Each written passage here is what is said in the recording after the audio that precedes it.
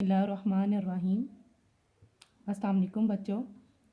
आज मैं आपको केमिस्ट्री 9th क्लास का यूनिट 3 का वेरी फर्स्ट टॉपिक पढ़ाऊंगी, डैट इज़ 3.1। उस चैप्टर का नाम है periodic table and periodicity of properties.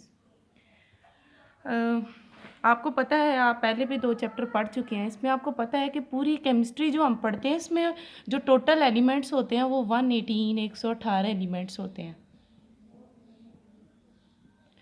अब ये पूरे जो 118 एलिमेंट्स हैं, ये पूरी केमिस्ट्री जो हम पढ़ेंगे 9th में, 10th में, फर्स्ट ईयर में, सेकंड ईयर में, या फिर आगे भी जितनी भी पूरी ज़िंदगी में जितनी भी केमिस्ट्री पढ़ते हैं, सिर्फ ये 118 एलिमेंट्स होते हैं जो मौजूद होते हैं एक पीरियोडिक टेबल में।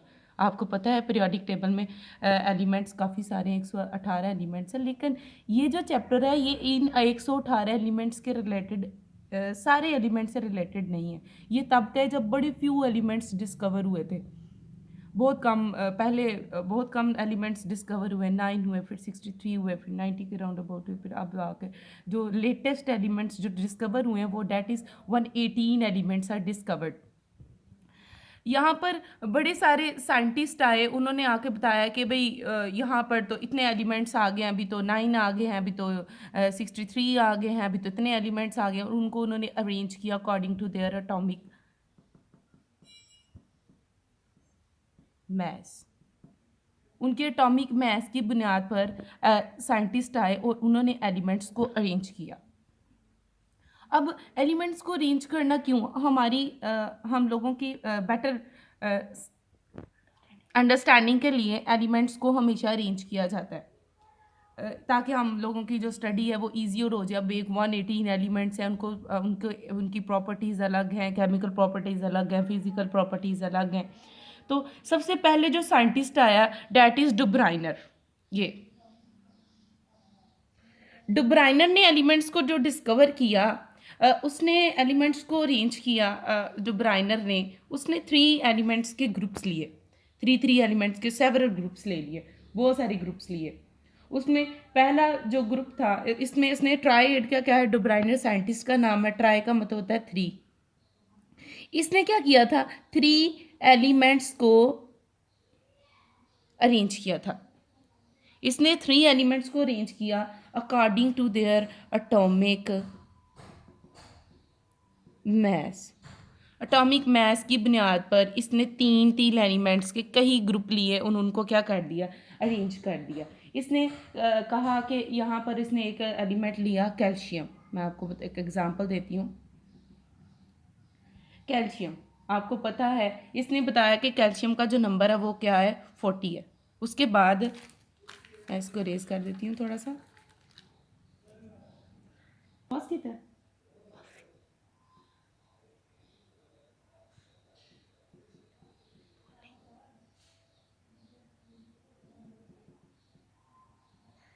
अब डुब्राइनर ने 3 एलिमेंट्स को अरेंज किया। उसने कहा पहला एलिमेंट, एग्जांपल ले ली ना, कोई भी चीज़ मिसाल के बगैर समझ नहीं आती। अगर मिसाल के बगैर समझ आती होती तो अल्लाह ताला आप वसल्लम को इस दुनिया में एक मिसाल बना के ना भेजते। तो इसको भी समझने के लिए डुब्राइनर ने 3 एलिमेंट्स को लिया। जाहिर सी बात है एग्जाम्पल के बगैर तो समझ नहीं आ सकता। इसने एक कैल्शियम लिया जिसका मास था, एटॉमिक मास था, मैं AM से इसको डिनोट करती हूँ, अब आपने याद रखना है। Atomic, A for atomic, M for mass. Atomic mass को इसने लिया। इसने पहले और तीसरे एलिमेंट ले, देखे ना, पहला एलिमेंट, दूसरा एलिमेंट और तीसरा एलिमेंट। इसने ये एक कहा ये जो पूरा है ये क्या है, एक ग्रुप है। इसने एक ग्रुप ले लिया 3 एलिमेंट्स का और उसने कहा कि ये पहला और आखिरी, अगर इसको हम जमा कर देते हैं, let me tell you, 40 + 137 divided by 2, यानी हमने इसका क्या ले लेना, एवरेज ले लेना।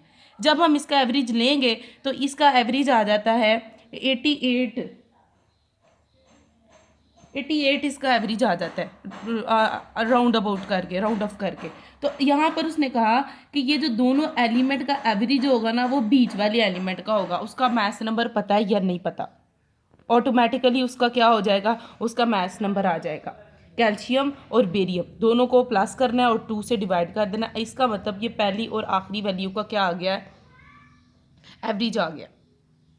चलिए अब ये जो पैराग्राफ है मैं आपको आपकी बुक से भी पढ़ा देती हूँ। पेज नंबर है आपका 45। De Bruyne, a German chemist, De Bruyne observed relationship between atomic masses of several groups of three elements called triads. ये जर्मन एक साइंटिस्ट था, जर्मनी में रहता था और इसने ऑब्जर्व किया था, देखा था रिलेशनशिप बिटवीन अटोमिक मैस के रिलेशनशिप को देखा था। सेवरल सेवरल होता है बहुत सारे ग्रुप्स किस और वो हर ग्रुप कितने एलिमेंट्स पर मुश्तमिल था, 3 एलिमेंट्स। इसको हम कह दिया ये क्या है, ट्राई। ये तो आपका ये डेफिनेशन टाइप हो गया कि डे ब्राइनर का ये वर्क था।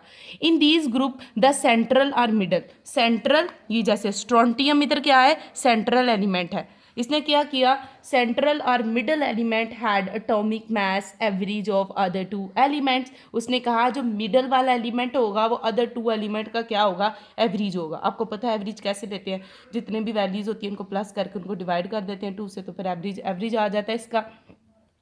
On tried group example is that of calcium 40। अब उसने एग्जाम्पल को यही जो मैंने आपको बताई है, कैल्शियम को 40 ले लिया, स्ट्रोंटियम 88 ले लिया, बेरियम 137 ले लिया। कहते हैं the atomic mass of strontium is the average of the atomic mass of calcium and barium.